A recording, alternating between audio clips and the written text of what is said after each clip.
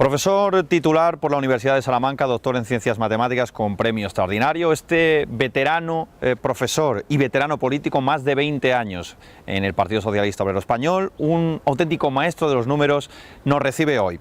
Salmantinos, hoy estamos de tú a tú con un salmantino, un charro, pero de Rotterdam, nacido en Rotterdam, en Holanda. Él es Fernando Pablos.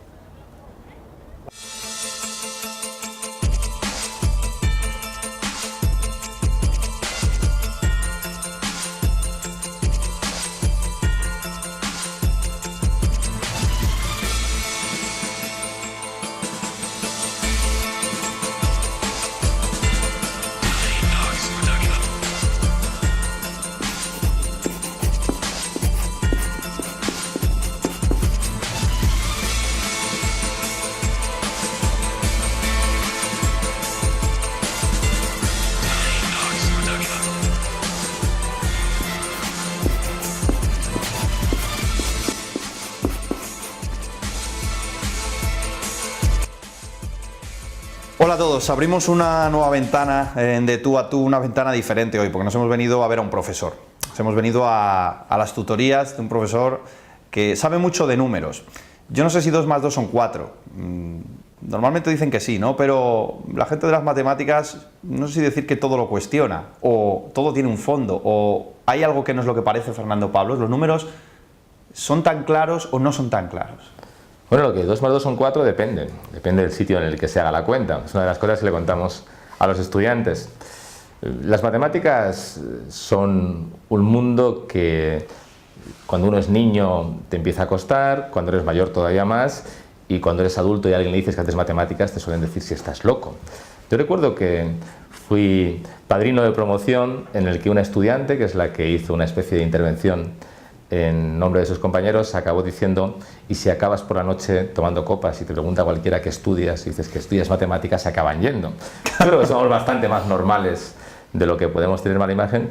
Intentamos hacer las cosas lo mejor que sabemos y desde luego en esta casa hay muy buenos matemáticos y hay muy buenos estudiantes. Estamos en la Facultad de Matemáticas, evidentemente, en el despacho de Fernando Pablos, pero sí que es verdad que ya no con gente rara, pero se asocia al estudiante de matemáticas como un estudiante muy inteligente, el típico, entiéndeme bien, el típico empollón de la clase. Bueno, hay gente para todo. Yo animo a quienes nos vean que entren en Google y pongan QT con Y Style, que es una especie de remix del famoso vídeo de este coreano que bailaba como Gangnam Style, sí. Exactamente, con una letra de matemáticas hecho en todo, desde la letra hasta la grabación, el montaje, por estudiantes. Ahora están en segundo de matemáticas y verán que hay gente que da para muchas más cosas. Por tanto, cada persona es un mundo, es muy difícil poder generalizar, y menos en una profesión.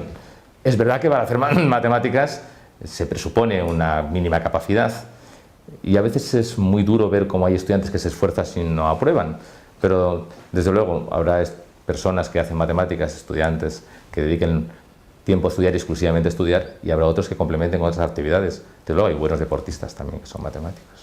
En tu caso, ¿se cumplía el hecho de que eras un alumno aventajado, que sacaba muy buenas notas, que enseguida, no sé, veían, aquí hay un chico inteligente? Bueno, yo casi hice matemáticas, no sé si decirlo por casualidad o no. En mi época, mediados de los años 80, cuando empecé a estudiar, algo que estaba muy en boga es ser médico. Hoy también. De hecho, una buena parte de mis compañeros del Instituto de Garrido, del Mateo Hernández, estudiaron medicina. Un profesor que se llama Ángel Primo, que venía de una pequeña anécdota, era un gran profesor. Me pasa que, como los buenos profesores de matemáticas, pues también trasladaba a los alumnos una imagen de demasiada seriedad, se decía que se aprobaba muy complicado. Yo recuerdo que fui muy famoso en el instituto porque le corregí una demostración en clase. Me animó a presentarme a la Olimpiada de Matemática y la gané. Y hice una reflexión personal. Yo soy hijo de una familia de trabajadores, con otras 4 hermanas, el mayor, y planteé, bueno, pues si hago matemáticas, que también me gustan, tengo que haber ganado la Olimpiada de Matemática en el Instituto de Salamanca, la carrera pagada. Y lo hice y al mes me di cuenta que había acertado. De hecho, estoy muy satisfecho de lo que hago. Soy un afortunado. Tengo puesto de trabajo, ya no se puede decir si es estable o no, soy funcionario, soy profesor titular después de muchos años, pero me pagan y tengo un sueldo muy digno por algo que me gusta. Profesor, ¿la vida son matemáticas? Espero que no, bueno, los matemáticos somos muy racionales y en la vida tiene que haber mucha pasión. Entonces, la vida tiene que haber de todo. Tiene que haber una parte de más rigor y otra parte, digamos, como mucho más humana. No es que los matemáticos no seamos humanos, pero el nivel de racionalidad que le ponemos a la toma de decisiones a veces nos hace complicarnos más nosotros mismos. Es que muchas veces da la sensación que cuando se quiere dejar de discutir se acude a los números, ¿no? Es como, no, esto es lo objetivable, pero no es exactamente así. Es una trampa. Las estadísticas siempre sirven para justificar lo que sea y hay muchas formas de entenderlo. Un detalle que la gente nos va a ver. España ha empezado a crecer. Esperemos que crezca mucho más, sería bueno para todos en poco tiempo, ¿no? La previsión adelantada de crecimiento en el último trimestre del año 2013 fue del 0,3%. Sin embargo, la real, cuando los datos se hicieron públicos, fue del 0,2%. Hay quien puede decir, bueno, pues la variación fue una décima, y hay quien puede decir que se equivocaron en el 50%. Con lo cual, depende cómo se plantee, sirve para todo. Pero bueno, ya se sabe la estadística aquella, ¿no? Que todo el mundo come al año o al mes un pollo, yo no como ninguno, alguno se come 2. Ahí ha intervenido casi ya el político. ¿Qué es, Fernando Pablos, mejor matemático o político? Bueno, la política es una vocación. Yo intento hacer las cosas bien. Intento ser sobre todo un buen marido de mi mujer, un buen padre de mis hijos, eso es muy importante para mí, la vida familiar. Pongo en la docencia todo lo que sé por dos cosas. Primero, porque me agrada mucho enseñar, y segundo, porque es la forma de devolver a la sociedad, que están el conjunto de los ciudadanos pagando por ello, y en la política es una ocupación coyuntural. Yo siempre militar en el PSOE, creo que estoy absolutamente convencido de ello, lo soy desde los 18 años y no tengo ninguna intención de cambiar la forma de pensar, pero el tener responsabilidades públicas es una cuestión temporal, hay que intentar ser útil. Por tanto, en todo lo que hago, en las matemáticas y en la política, dedico muchos esfuerzos para que las cosas se hagan lo mejor que yo sea capaz de hacerlas. Has escrito numerosos artículos en revistas científicas, en revistas internacionales además. ¿Cómo nace un artículo de este tipo? Porque son micro o macro teorías, no sabría cómo decirlo. Sí, hay quien te dice, pero si las matemáticas están todas inventadas, ¿no? Esa cuestión también de las... Sería muy preocupante que fuera así, ¿no? Sí, las matemáticas han sido la base de muchas cosas. Primero alguien hace o desarrolla una teoría y a partir de ahí, al cabo del tiempo, hay aplicaciones. Yo formo parte de un grupo de investigación muy brillante, compañeros que son matemáticos en sus áreas de mucha relevancia. Una de nuestras áreas de conocimiento es la teoría de códigos y la criptología. Todo lo que se avance en eso permite encriptar y desencriptar. Por ejemplo, las tarjetas de crédito con las que nosotros pagamos tienen una serie numérica que es la que garantiza que no hay estafas. La conexión en diferentes redes de datos viene dado con esas cosas. Por tanto, hacer un artículo de matemáticas, primero es una satisfacción inmensa. ¿Cómo se aborda un problema? Yo soy experto en algo que es una matemática muy pura, que no sea una aplicación inmediata, que es geometría algebraica y teoría de números, utilizar las dos cosas. Digamos que uno dibuja una curva, tiene una serie de puntos, esos puntos tienen unas coordenadas, a partir de ahí buscar relaciones y resolver problemas. Cuando tú resuelves algo, nunca sabes el valor que tiene. La comunidad científica establece una serie de parámetros de garantía.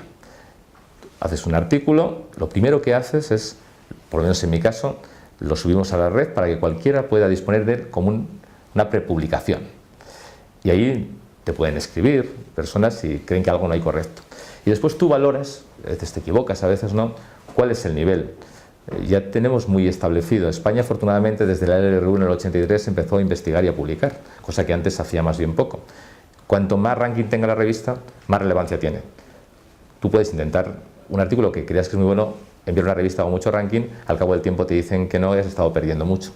Pero publicar significa dos cosas. Primero, reconocer el trabajo, el personal, pero también de forma colectiva. Es prestigio para la universidad y para el país, a mí eso me importa mucho. Sí, avanzar y aportar, que eso es muy importante. Estamos girando un poco esta entrevista en torno a las matemáticas, estas tutorías con Fernando Pablos, pero la vida de Fernando Pablos no son solo las matemáticas, ni mucho menos, aunque sea muy importante, muy importante para él. Aquí estamos, de hecho, en su guarida, en su despacho de la facultad. Pero estamos aquí con un salmantino de Rotterdam, que yo creo que no todo el mundo lo sabe. Bueno, sería muy difícil que todo el mundo supiese dónde nace alguien, por mucha responsabilidad. Bueno, pues ya eres un pública que haya personaje tenido. público y, Sí. hombre, a ti te vemos y no vemos un holandés, está claro. No, mi madre, que en paz descanse, era un pueblecito de Salamanca, de Palencia y Nebrilla. Mi padre es de Mayalde, un pueblo de Zamora, muy cercano a Salamanca, al lado de Santiz y del Cubo del Vino. Fueron emigrantes económicos, como tantos españoles en los años 60, y yo nací en mayo del 68 en Holanda, y siempre digo lo mismo.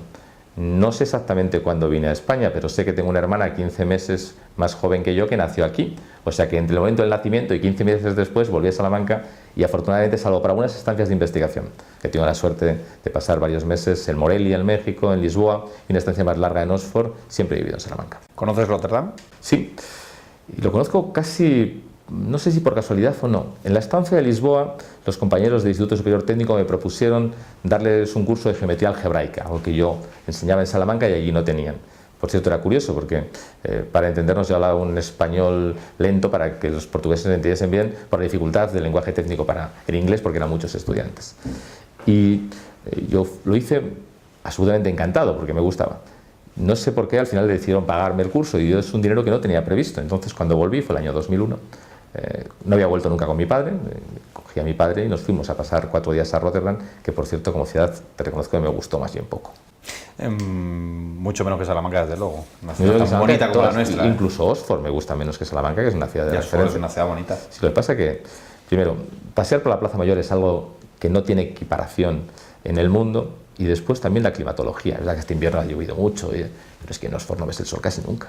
Fernando, ¿te preocupa un poco la deriva en este momento del mundo universitario en España? ¿Te preocupa que a lo mejor sigamos perdiendo talentos? Me preocupa mucho. Me preocupa mucho 2 cosas. Primero, me preocupa mucho que los estudiantes, al finalizar sus carreras, para los que se han formado, tengan pocas posibilidades de utilizar lo que han aprendido para su profesión. Es algo que me genera seria preocupación, primero por ellos, por el esfuerzo que han hecho, pero después porque cuanto más conocimiento haya en el día a día de nuestra economía, será mejor para todos. Y lo segundo, me parece que hay poca amplitud de miras cuando se recorta en investigación, desarrollo e innovación.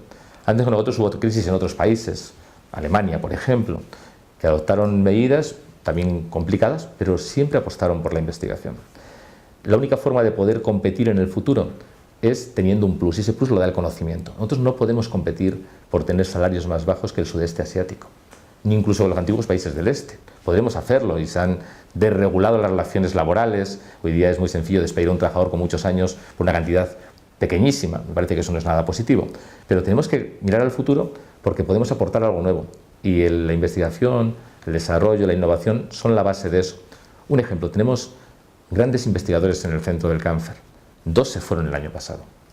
En nuestro caso, además, se fueron a otros lugares de España. El doctor San Miguel se fue a la Universidad de Navarra, y se transportó el doctor de Álava, todo su laboratorio de sarcoma, a Sevilla. Pero otros muchos están yendo fuera. Toda esa posibilidad de generar riqueza no la vamos a perder. Y al final nos tenemos que plantear qué tipo de economía queremos. Salamanca no puede tener una economía, ni España, basada exclusivamente en el turismo, sería un error. Estas tutorías con Fernando Pablos van a hacer un alto mínimo y enseguida regresamos para la segunda parte de este De Tú a Tú.